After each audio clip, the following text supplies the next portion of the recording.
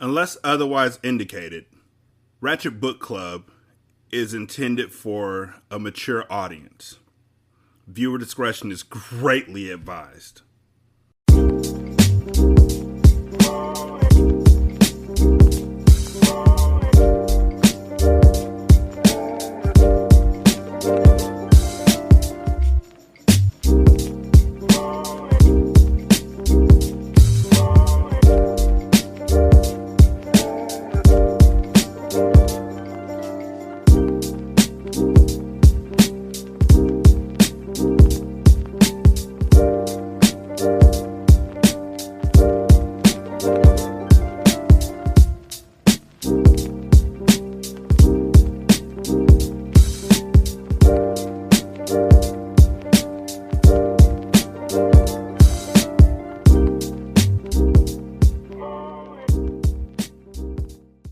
Welcome to Ratchet Book Club, where we read hood classics and good classics. I'm Derek. Stretch up a moaning, yawning. We up in this motherfucker.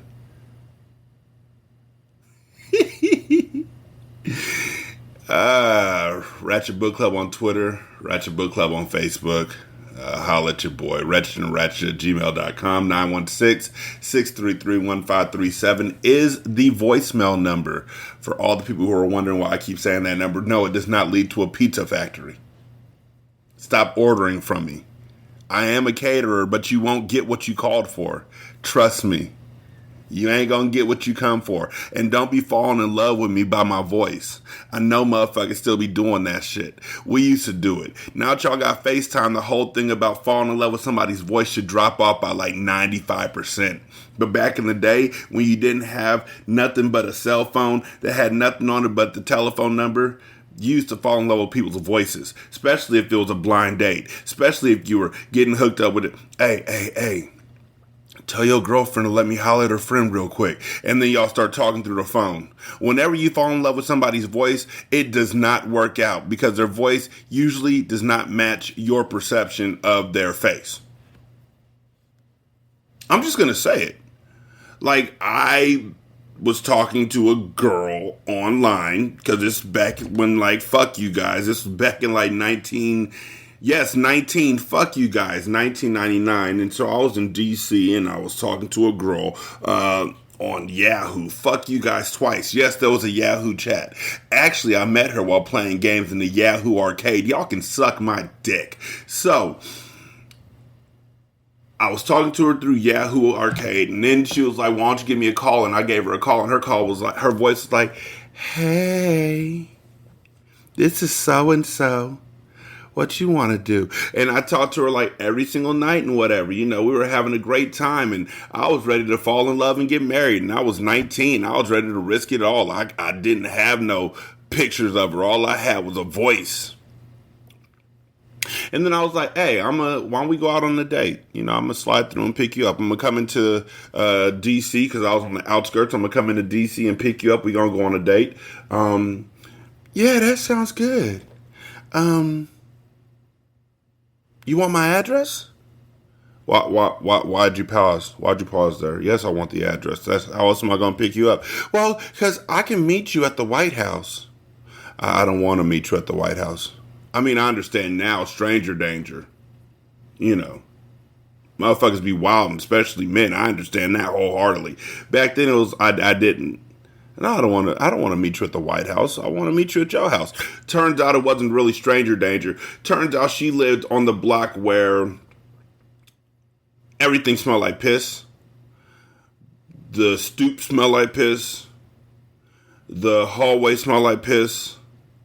The elevator, when it worked, literally had a piss puddle in the corner. The lights were flickering. It looked like Cabrini Green in Washington, D.C. And I was like, you know, it's all good if, you know, because I'm in love with her voice. And I went upstairs to her place, and my brother came with me for protection. And because she said, I have a friend. And so knocked on the door, opened the door, and behind the door was another wall. And I looked at the wall, and the wall looked at me. So me and the wall are looking at each other, and then the wall was like, hold on, I'll get Jessica. And the wall got her. And Jessica was cute. She was very cute. Considering. I mean, this isn't a joke. She was cute. Considering. But the wall literally reached out and grabbed my brother. And my brother wasn't down for being hugged by a wall. And then the wall turned him around and started hugging him that way because music was playing. So my brother literally had his back against the wall. He didn't like that shit at all. So he was like, we gotta go. And Jessica was so insulted by the way my brother treated the wall that she never answered my calls and she never played with me on Yahoo Arcade again. I could be mad about it. I could be sad about it. But I mean, all in all, it's just another brick in the wall.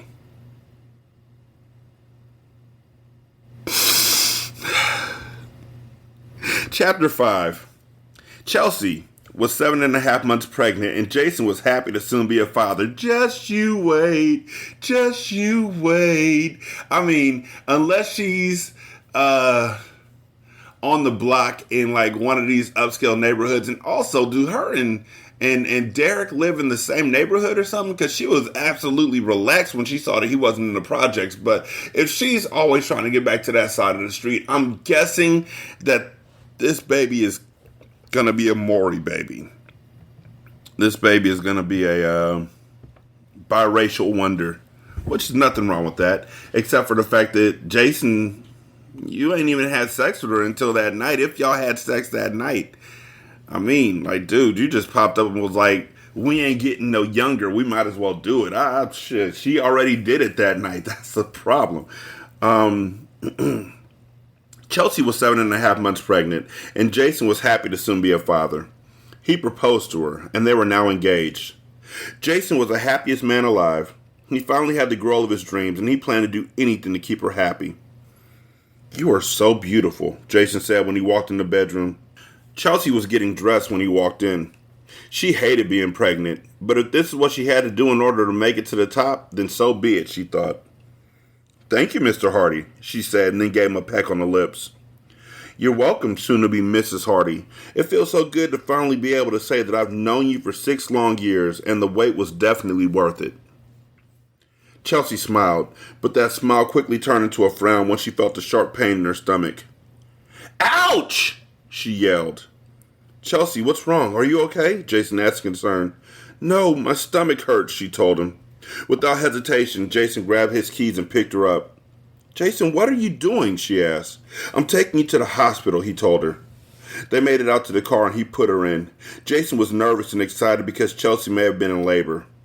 Although she was in pain, Chelsea was happy that this was almost over. You should not be happy, my nigga. 7.5 months, you should be afraid. That's a 1.5 months off at minimum. You should be scared. Although she was in pain, Chelsea was happy that this was almost over. They got to Vineland Hospital, remember, I'm not going to call it Vineland, and he rushed her in. My wife is in labor, he yelled. I'm not his wife, she reminded him. That didn't actually happen, but it should have, because they're not married yet. You're too possessive, Jason. Back the fuck up. We need a wheelchair, a nurse yelled. Sir, how far along are the contractions, the nurse asked. I'm not sure. She's only 7.5 months. I think she may be having the baby early, he responded. No fucking duh.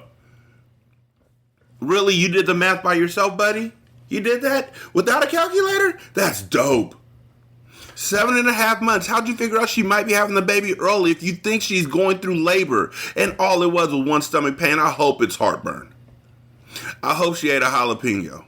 I hope it's gas. Fuck it. I hope it's a whole ass alien popping through her stomach. Wouldn't that be a surprise? I hope it's not a baby yet, because while I love children, have no desire to see a 7.5 month baby or a 7.5 month pregnancy turn into a baby that then has to sit in the NICU with a fucking mom like this and a simp ass dad like you. There's no other words for it. There's none. Really. Like, she literally robbed you, my dog. She stole money out your purse. I almost said out your purse and meant it out your wallet, my nigga. And you're still like, I can love you like that. And also, y'all just walk past everybody else in the hospital, huh? Y'all don't know how a black hospital work? Y'all don't know how the Vinland Hood hospital work? My wife is in labor. Have a seat right there. We'll get with you. You see gunshot victims all over the place just sitting here. Niggas laid out. Drug addicts having overdoses. You think you coming back because you're in labor? Oh, you're white. We need a wheelchair. We need to get her in the delivery room now. She's going into her early labor, said the nurse. They all ran back into the delivery room. God damn it. And Jason was right there. Once they were in the delivery room, they got Chelsea in her hospital gown. When Jason went to change to his scrubs, he heard Chelsea screaming, and then he heard cries. It was that quick? Really, she was right on the cusp? No water breaking, no nothing? Just she walked in, pregnant, as they say in SpongeBob, 2 minutes later. She had the fucking baby. Word, you know who says that? Motherfuckers who... But this is a woman. I gotta keep in mind that this was written by a woman. It's a hard road to balance. I really wish Red was the name of a dude. Because then I could say, you dumb as fuck. But this is a woman. So, I don't know. I know a lot of women out there in the world who wish it would be as easy as they willed into the delivery room. And while I went to change it to a scrub gown, I was like, why the fuck would they even let him in? Why would they let him in? To the delivery room in an emergency. Did they take her into an actual room? Did they take her into one of the rooms with the bed and the television and shit? Like, why'd they let him in? For an emergency. But it doesn't matter because before he could even put the gown on, she's fucking having the baby. Dude, can you give us that back? Real niggas in the field need that shit. Take that shit off. Put your pants back on. Why'd you take your pants off in the first place? You freaky. Freaky. Oh, yeah. Freaky. There's no song behind it. I just, For those of y'all who don't know, that's H-Town. Never mind. It's a girl, the doctor said out loud. Jason ran back into the room with the nurse. He walked over to Chelsea's bedside and kissed her. How did this happen? I didn't even get a chance to see my child born, Jason said with his head low. What the fuck? I hate you, Jason. It's okay, Jason. You're here now, she told him. They laid the baby on Chelsea's chest after she was cleaned and weighed. Chelsea could finally go on with her life now that she was no longer pregnant. She knew that she was in labor, but she never said anything. Chelsea had been drinking a cap full of castor oil every day for the last week. She had no intentions of ever keeping the baby.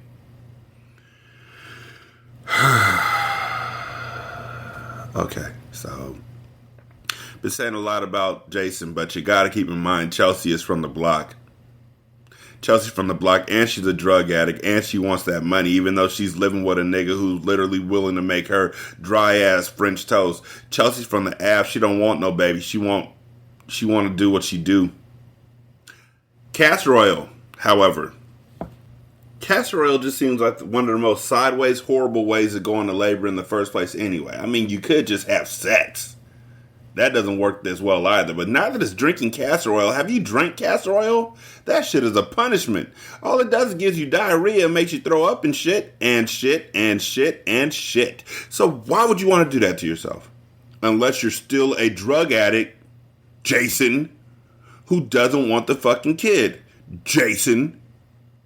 Chapter 6. It had been a week since Chelsea had the baby. Jason was sound asleep when he heard the baby crying. As the crying went on and on, he got up and looked around. Chelsea, he called out. She didn't answer. Jason quickly went into the baby's room. So they just let a preemie. They just let her go home. Like, yo, why not? The fuck out. We don't have a NICU. This is Parkland Hospital. We got people with gunshot wounds laying face down in the lobby. The lobby smells like piss. The elevator smells like piss. That's not a wall. She didn't answer. Jason quickly went to the baby's room. He picked up baby Chelsea. Why the fuck? Why is the baby... So Chelsea and Chelsea Jr., huh? That's what we're doing? I mean, sure. My daughter was born and named after her mom, but that's because I chose a different variation of her mom's name. So, like, instead of, say, for instance, Elizabeth, you could do Isabella, or you could do Arabella.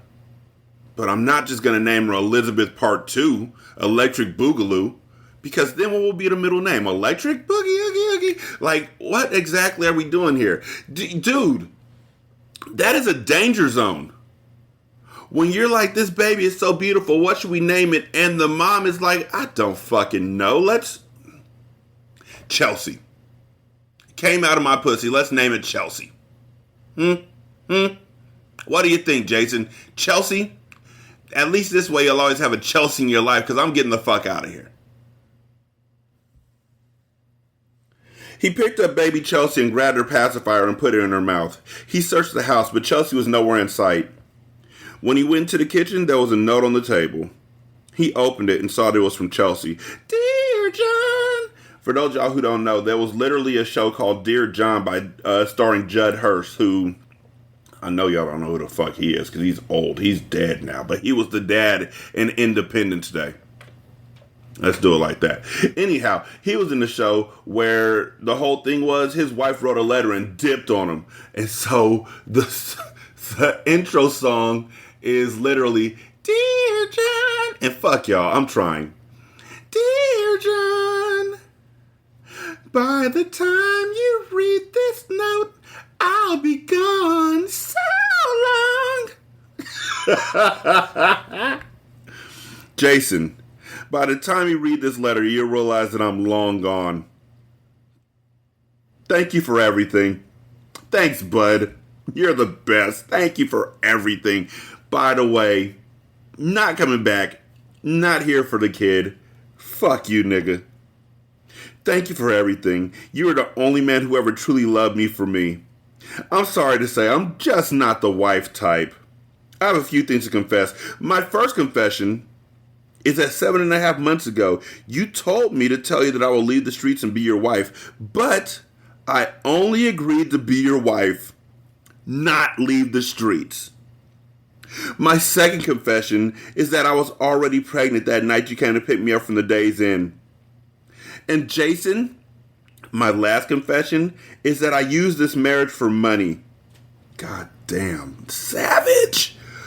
Once I got your bank information, I made a separate account that I've been transferring money to from your account. Why the fuck would you confess that? On paper. Who the fuck are you, 50 Cent? 50 Cent has a song where he's like, the DA can play this motherfucking tape in court. I'll kill you. I ain't playing. You hear what I'm saying? Nigga, I ain't playing. He also says, if you were smart, you'd be shooking me, because I'll get tired of looking for you and spray your mama's crib and let your ass look for me. This ain't 50 Cent. This is Chelsea, who literally left the baby in the crib and then left a note saying, I robbed you. I never wanted to get married. I was already pregnant. Oh, and I love you. But this is just how the game goes sometimes. Please don't give up on little Chelsea because of my mistakes. Take care of her for me. So this is not your baby. Not your kid. Maury doesn't need to pull out the paperwork. There's no DNA testing necessary. This is not your baby. You should have recognized that when she came out black. If she didn't come out black, that's... Okay. So... Okay. A single tear fell from Jason's face once he finished the letter. He couldn't believe that Chelsea not only used him, but left him to raise a baby that wasn't even his. Jason was crushed. He didn't know what he would do or how he would act if he ever saw Chelsea again. We already know how. Use a simp. Like, I don't use that word that often. I used to use it all the time. We had a show called Simpin' Ain't Easy because one of my homies made blueberry muffins for a girl he had just met, and we called him a simp. So it turned to Simpin' Ain't Easy because that's a Boys and Men song, and we really made fun of them for making that song. But they meant symphony. At least that's what we think. Chapter 7. Tears rolled down her face as she arrived in Germantown, Philadelphia. She felt terrible for what she had done, but she was glad she could start her new life without any responsibilities. Her bank account was full, and she couldn't wait to party. Chelsea chose to move to Philadelphia because it was fast-paced. The streets never slept, and in her eyes, that meant the money was always going to be made. When she pulled into her 2-story house, how much money did she fucking take? Chelsea felt amazing. She knew that she had done a lot of wrong to get to where she was at, but to her, it was all worth it.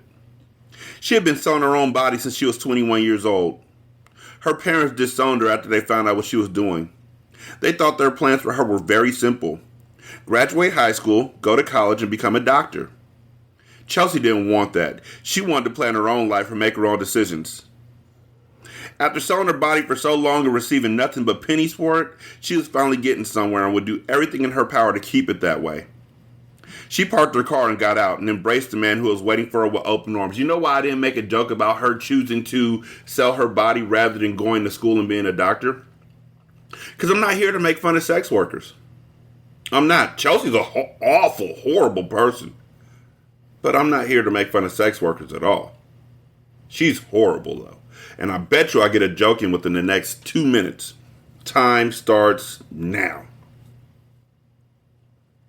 You finally made it, Derek said as he grabbed the bag from her. What, did Derek move out of his mama's house? Like, what the fuck? Derek literally just popped up like, hey, what up? We got a 2-story house. What up? I'm going to put it in your butt. What up? Did they work out a different contract now where he actually gets paid for her having sex? Like, is he really her handler? I don't really like the word pimp, but her handler? Yes, it was a long drive, but well worth it. This house is amazing, by the way, Chelsea responded. It is, and I'm glad I took you up on your offer, Derek said as he headed into the house.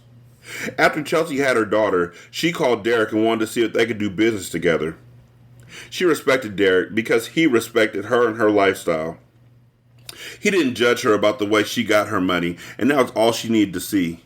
Chelsea decided not to mention the baby. Don't mention the money that you took. Because she didn't want to scare Derek away, knowing that it was a strong possibility that one of his friends was the father. So Jason, the white guy, is literally sitting at home with a baby who looks nothing like him, and he knows it's his. That is half black. Okay. Also, made it in time. Well, this is the beginning to a new life for both of us. Let's celebrate, Chelsea said as she went to the kitchen and grabbed 2 beers out of the refrigerator. She gave one to Derek and they cheered. Chelsea gulped half of hers down while Derek only took a few sips.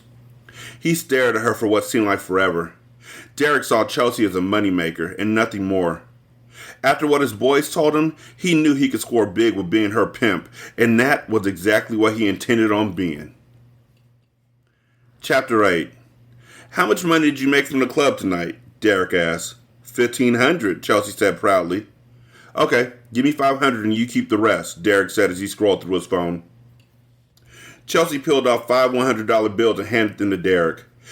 Business was going great, and Chelsea had no complaints, considering Derek had let her keep most of the profits. I know you're tired. Go get some sleep, he told her. I figured we'd watch a movie and spend a little time together, since I've been working since I got here, Chelsea explained. I gotta get up early tomorrow, and so do you, so that's why I said get some sleep, Derek said without looking up. Chelsea stood there for a brief moment before turning around and walking upstairs. She went into the bedroom that she and Derek shared and took off her clothes. After putting on her robe, she got into bed. It had been a long night, and as she sank deeper into the silk sheets, she realized how tired she really was. That's it. That's the whole fucking chapter. Chapter 9. I don't know why either at all. Chapter 9. It could have been like, this could have been part of chapter 8. I guarantee it. Because it literally starts off with the next morning. And now it's a 1-page chapter. Chapter 9. The next morning, Chelsea was awoken by her nipples being nibbled on. She thought it was Derek, but when she opened her eyes, she was surprised by a fat white man and his bald head. Before she could get a word out, he had spread her legs and roughly forced himself inside of her. Chelsea gasped, not because of the length, but because of the thickness the man carried.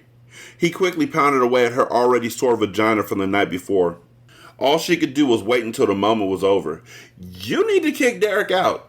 Derek has niggas up in there sexually assaulting you. You're not even being protected by Derek. If he's going to be your pimp or your handler, one thing he still needs to do is protect you, because you are, to a large extent, in his mind, his product. So you don't just, yeah, she sleep upstairs for $150. You can surprise her though. What the fuck is that? I gotta be honest with y'all. I don't like this shit. I don't like it written. I don't like to read it. I don't like to see it. I don't even like.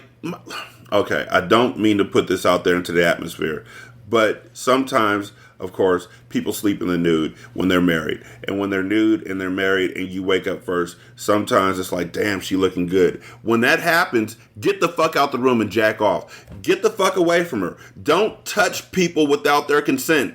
Get the fuck out. My wife be like, yo, why didn't you touch me while I was sleeping? I was like, because it makes me feel icky. Like, that's something I really can't wrap my mind around. It's something I can't walk past. And yes, I know that there's a certain pleasure to the fact of being surprised, getting surprised head or getting surprised or whatever while you're asleep. But I can't do it. You can do it to me. And I told her so. You can do it to me whenever you're feeling the need. You can wake me up that way and we'll go at it. But I can't wake her up that way because I don't know. I guess it's because I know that by me saying it out loud, I'm giving her consent. But by her saying it out loud, I still feel in my mind that consent is only in the moment. While she's caught up in the rapture, she's feeling amorous, she's feeling horny or whatever. It's only in that moment, and I don't want to follow through on it. Ever. So this shit is fucked up. The man was sweaty, and he smelled of musk. She realized that this was a busy day Derek was referring to. Damn, he did tell her to go to bed because she had a busy day tomorrow. No, he didn't. He told her, I got to get up early tomorrow, and so do you. You could have told her, fam. Oh, your pussy is so tight, baby, the man moaned.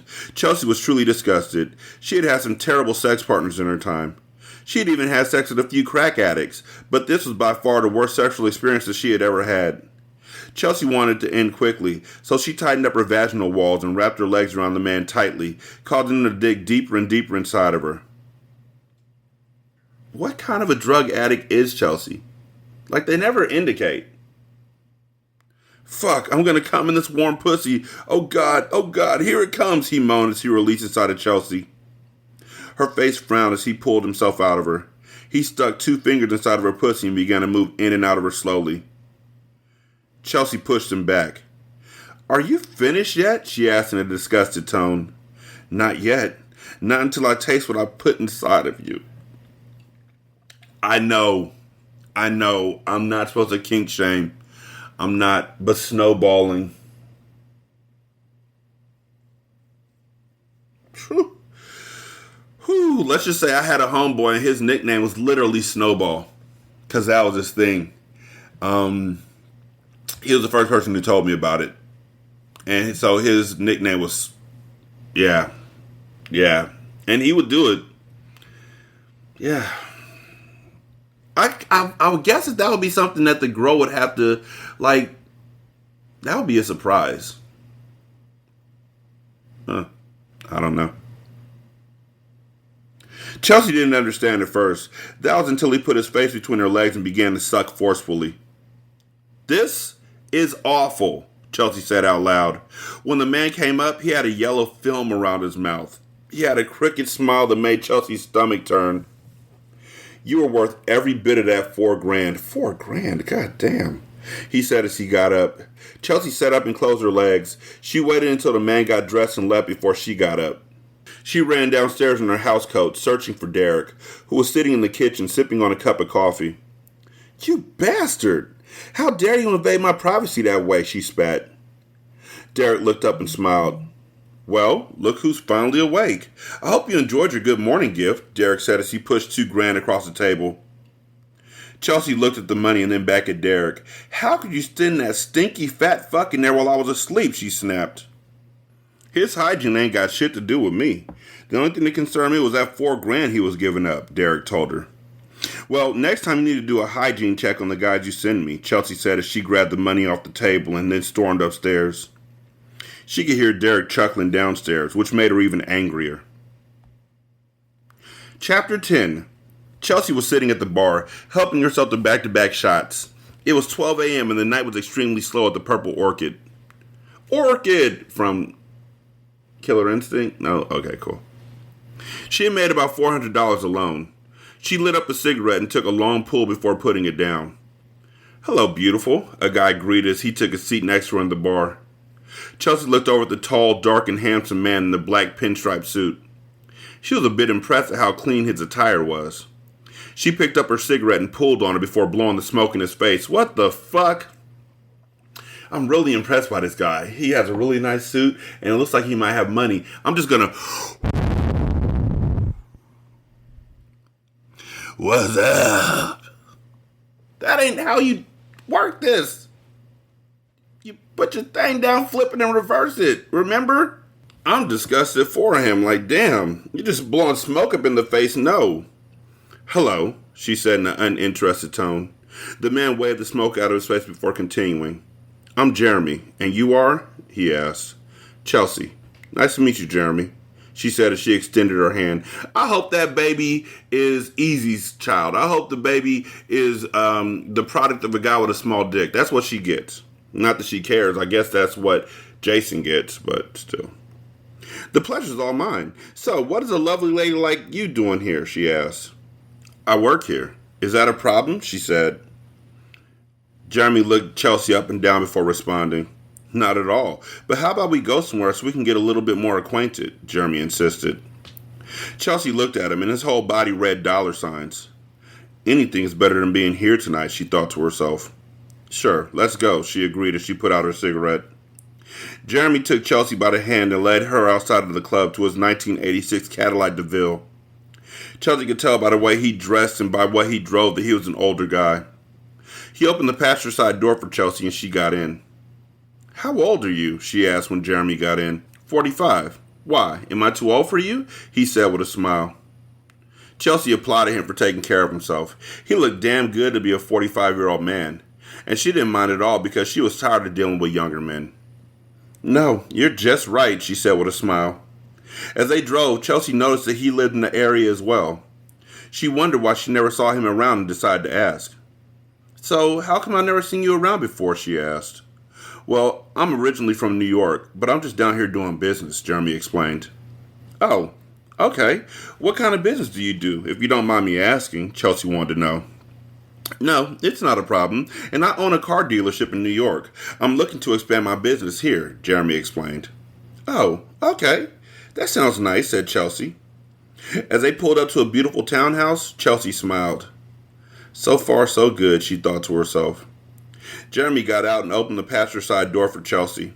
When they got in the house, it seemed as though he was already expecting to have company tonight. There was a bottle of wine on ice and 2 wine glasses sitting on his living room table. Looks like you're expecting to have a good night, Chelsea said. Well, I knew I was going to meet a beautiful woman tonight, so I decided to make sure things were prepared for both me and her, Jeremy said as he took off his jacket. Actually, it says as he took of his jacket. They both took a seat on the couch and he poured himself and Chelsea a glass of wine. From what I can see, you have a beautiful house, she said. Thank you. All I'm looking for is my queen to share it with, he said flirtatiously. That was an instant turnoff for Chelsea. She was in no way, shape, or form looking to be in any type of relationship. She was about her money, and if it wasn't about money, then it didn't concern her. Well, I appreciate the wine, but I should be getting home, she said as she proceeded to get up. Jeremy gently grabbed her arm. He could tell by his comment. By his comment or by her comment? Oh, anyway, he could tell by his comment that she was no longer interested, so he made his next move. How about we unwind a little, Jeremy said as he pulled out a crack pipe and a bag filled with what looks like rocks. What's the catch? She said. So, Okay, earlier in the book, they had her talk about how she even had sex with crack addicts, and I was wondering what her drug of choice was. What is your drug du jour? And obviously, it's crack. Because Jeremy pulled this out, and she was like, let's go. What's the catch? She asked. Nothing. Let's just enjoy the moment, he said. So this dude is not going to be a business owner for very much longer. He filled the pipe with 2 rocks and grabbed a lighter. As he lit it up, he sucked on it hard and held the smoke in before exhaling it. Jeremy handed the pipe to Chelsea, and she did the same. The night went on, and they were both high as a kite. I'm about making my money. You want some crack? Sure. I'm not the wifing type. You want some crack? Why not? Like, where's Derek? Like, is this a job? Like, does he know? I don't know. This is all bad. Chapter 11. When Chelsea woke up, it was around 2 p.m. and her cell phone was going off. She looked over and saw that Jeremy was still knocked out. She quickly grabbed her cell and looked at her missed calls. They were all from Derek, and by reading the text messages, she could tell he was pissed. Chelsea jumped up and put on her shoes. Jeremy was awakened by all the noise she was making. What's going on? He asked. I have to get home. My boyfriend is worried, she told him.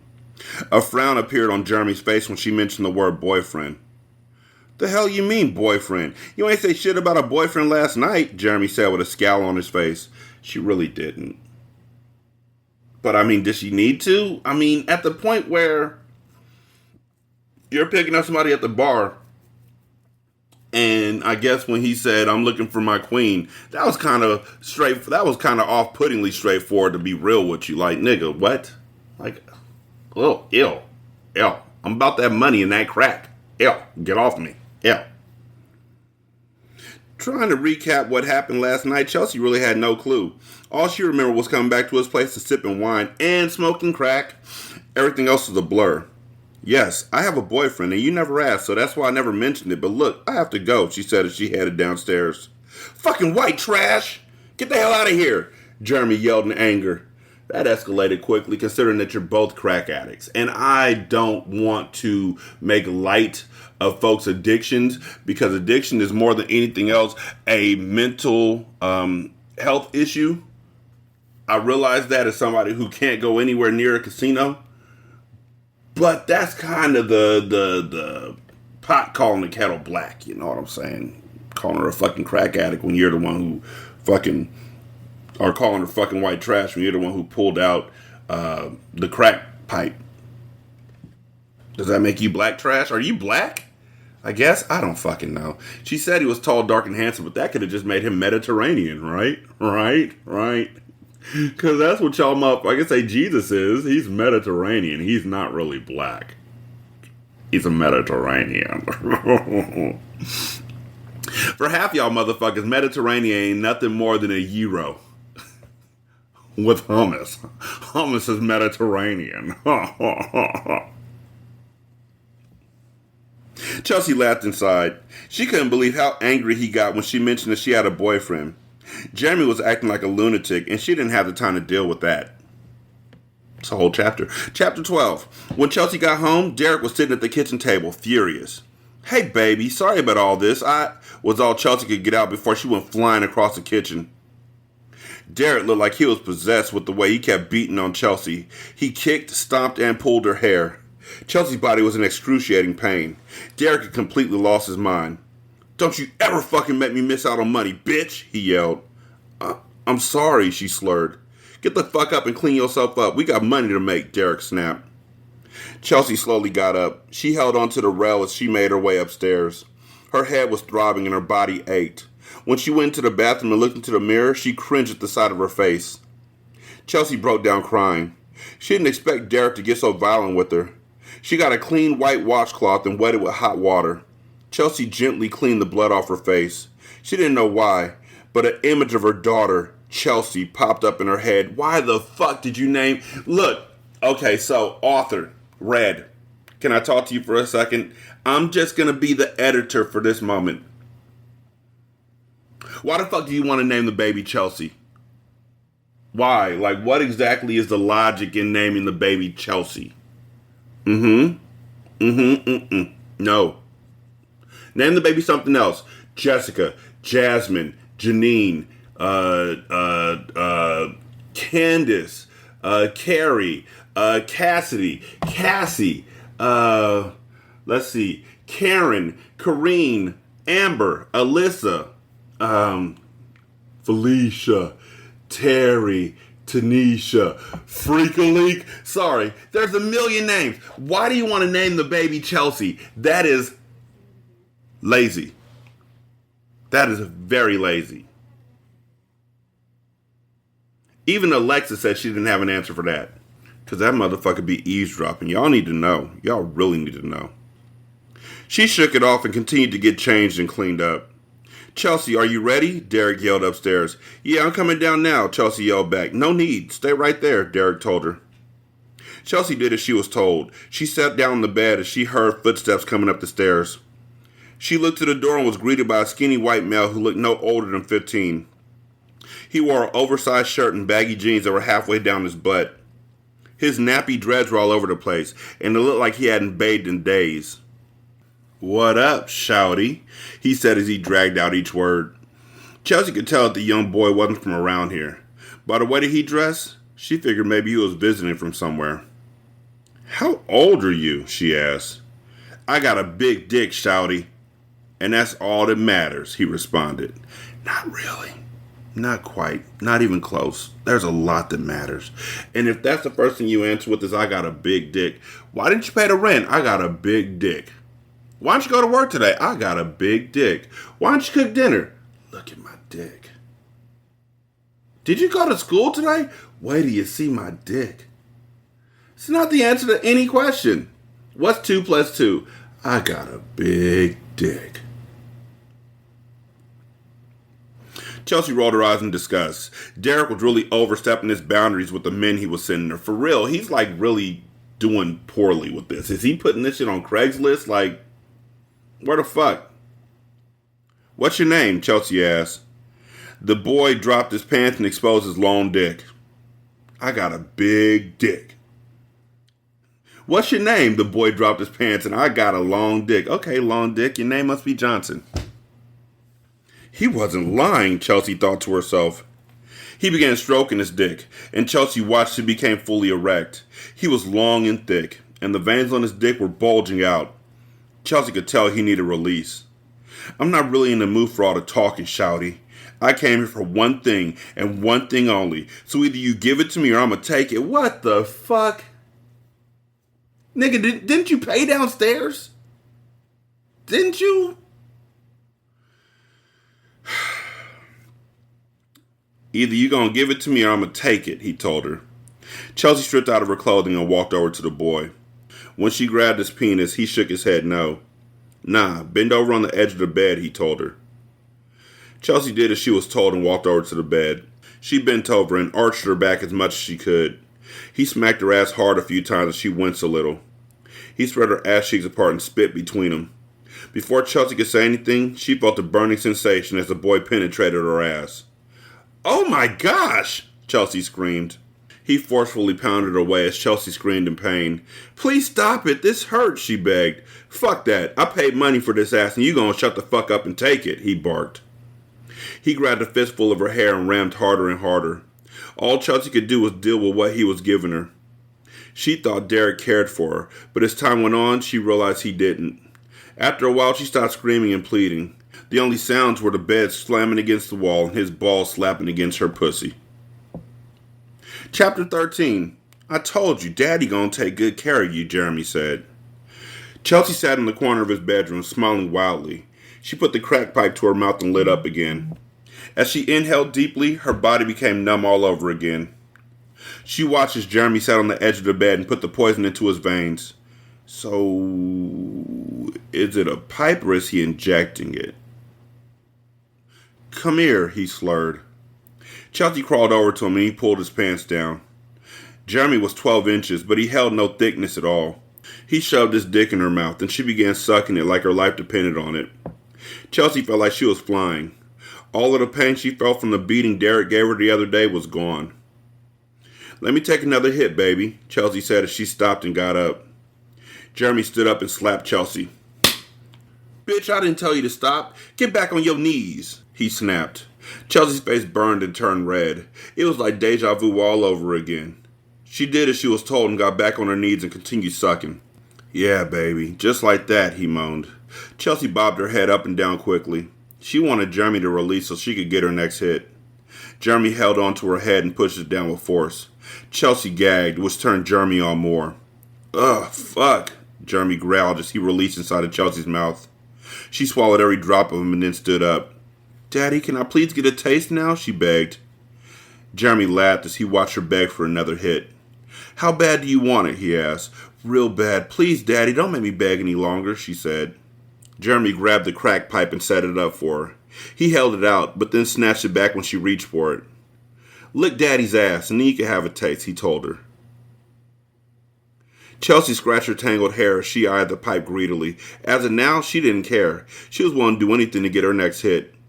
Jeremy laid back, lifted his legs up, and parted his ass cheeks. Chelsea got down and hungrily licked and sucked Jeremy's ass, all while eyeing her glass pipe. So she ate the booty like groceries. I mean, this 2014, I think that's before this song came out. Chapter 14.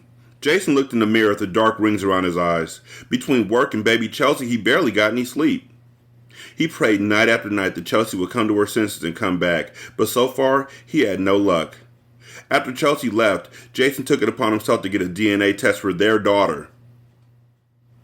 And Chelsea was right. The baby wasn't his. Even though he already knew, it still hurt him to know she went through all this just to get money from him. He didn't understand why she slept with men when she knew he would give her the world. Jason, where do you keep the formula? Mary asked. After Chelsea left Jason high and dry to take care of their newborn baby, he called his mother, Mary, to help out. And his mom should have been like, nigga, that baby ain't yours. And she fucked you over. And she robbed you. And you have a job. I think you might want to think about adoption agencies. I'm just saying. Chelsea took every dime he had out of his bank account. She left him with nothing. Jason had to move out of his 4-bedroom house into a 1-bedroom until he could afford something bigger. Baby Chelsea took the room while he slept on the living room couch. Why? She's a baby. Put her in a bassinet next to the bed and sleep.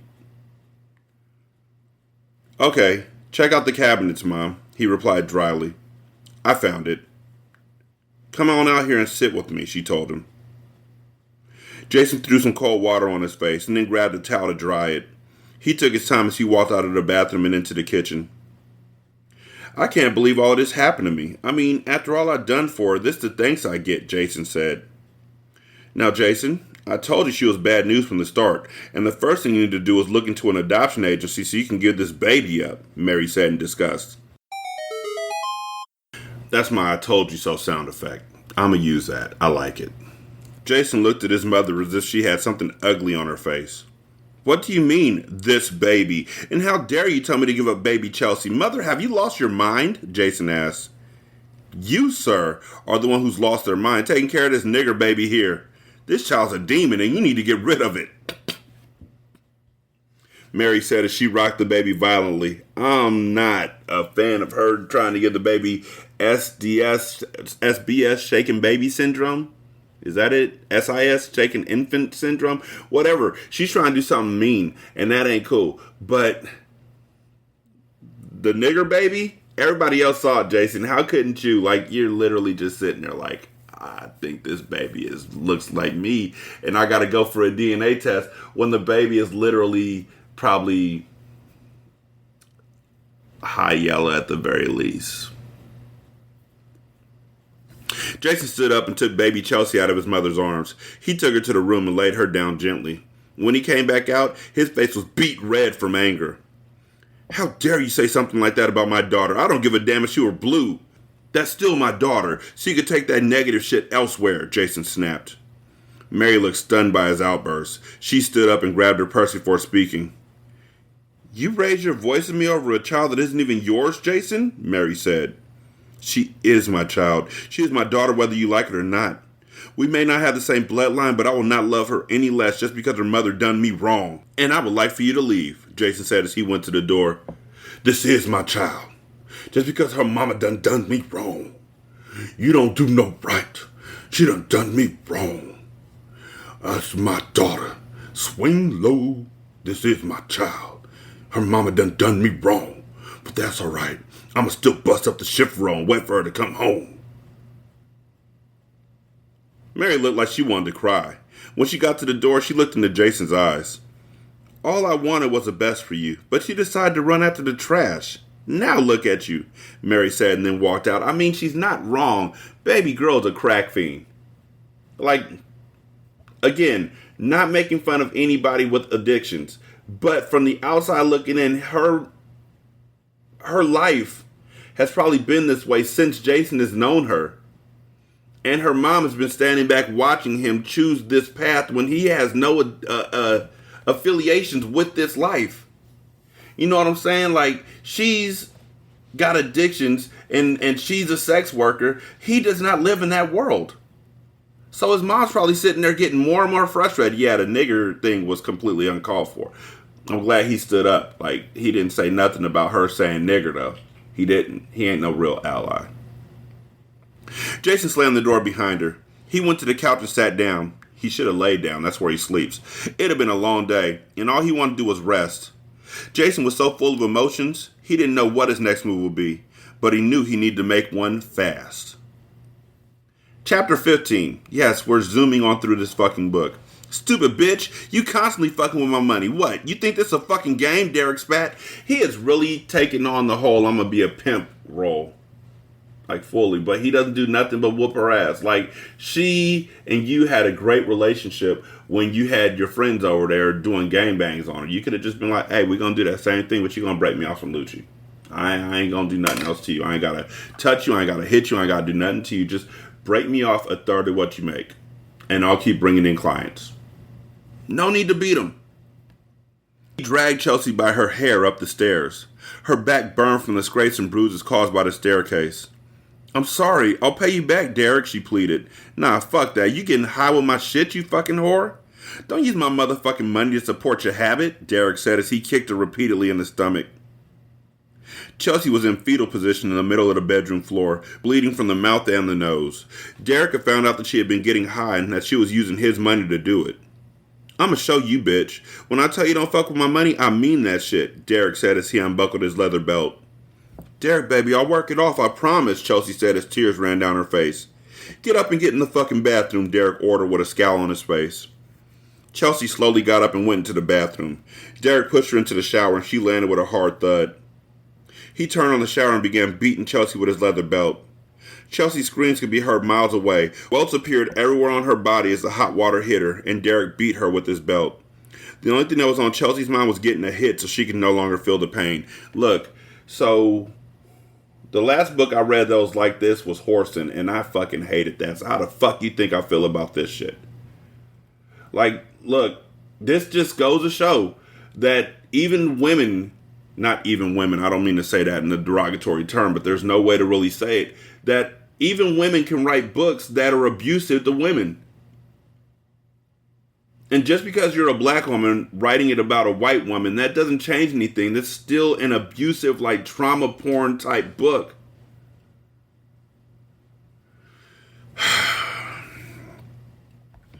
Chapter 16. It had been 2 weeks since the horrible beating Chelsea got from Derek. She sat on the porch with nothing but a white t-shirt on. Not only was her body sore, but so was her pussy and ass. Derek was making her pay back every dime with interest. Derek had ordered her to do sex parties and gangbangs. Chelsea no longer felt human. She wanted out because she was no longer getting paid. She was being used and abused. Chelsea, get the fuck in here, Derek said with anger. Her body was shivering cold when he opened the door for her. Chelsea quickly got up and went inside. Look, Friday night, you got a big date, so go douche or do whatever you gotta do to get that pussy tight and right. Because this nigga's giving up 10 grand, Derek boasted. I bet you it's Jason. Chelsea's eyes lit up. Since she had been supporting her habit, a lot of the money she took from Jason was being spent on that, and this was just what she needed. Thank you, Daddy, Chelsea said as she smiled big. Yeah, you know I always try to look out for you. Now, if you really want to thank me, you need to get on your knees and put that mouth to work, Derek said as he undid his jeans. Chelsea got on her knees and put Derek in her mouth. She instantly started deep-throating him and slobbering on his dick. Yeah, just like that, he moaned. I can't even get into the sex scenes because this is all based on abuse. Chelsea palmed his balls and gave them a gentle squeeze as she twirled her tongue around the head of his dick. Derek lay back with his eyes closed as Chelsea went to work on his Johnson. This is the part where you stab him. He's laid back with his eyes closed. Stab him. Time is fleeting. Rob him, girl. Stab him. Chapter 17. What the fuck? That was the end of the... Chapter 17. After thinking about what he would do as far as baby Chelsea, Jason had finally come to a decision. He took out a $100,000 loan from the bank and bought a mini condo for himself and baby Chelsea. Jason hired an old friend of his to babysit Chelsea while he worked. He wanted Chelsea to have nothing but the best, and he was going to work hard giving it to her. He still prayed for her mother, but his only focus was her daughter. His daughter. What the fuck ever. Jason finally realized that he had to move on and stop living in the past. Since he met Chelsea, he put his all into helping her, and he got burned in the process. Jason looked at it as a lesson learned. You can't save someone who doesn't want to be saved, he thought. Also, why do you have to get a loan?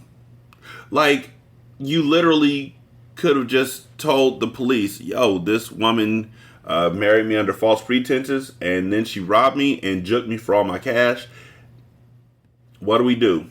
The bank, identity theft. What do we do? Like, y'all see the transfer. You see what account you took the money from and put it into. Give me my motherfucking money back. There's so many things that can be done in this situation. But all he thought of was, I just can't save somebody who doesn't want to be saved. Which is literally what his mom has been telling him from the rip. 916-633-1537, Ratchet and Ratchet at gmail.com, Ratchet Book Club on Twitter, Ratchet Book Club on Facebook. I still don't know why they have a black woman on the cover. I ain't seen a black woman in this book yet, which is cool.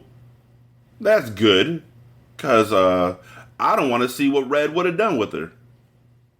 You can leave a review on Spotify. Just push the button right there underneath the show and hit 5 stars. You can leave a review on Podchaser. Copy and paste that in the Apple Podcast, and then copy and paste that into the Good Pods app.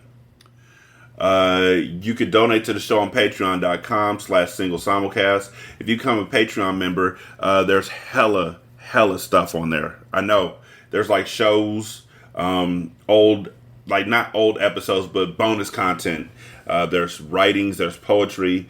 If you subscribe at the $15 level, I have my recipes, because yes, I'm a chef. You can also donate at Buy Me a Coffee, /SSCast. So buymeacoffee.com/SSCast. And you can donate at the Good Pods app. There's a tip jar. Thank y'all so much for listening. I greatly appreciate it. Y'all be good. I'm gonna holler at you later. Peace.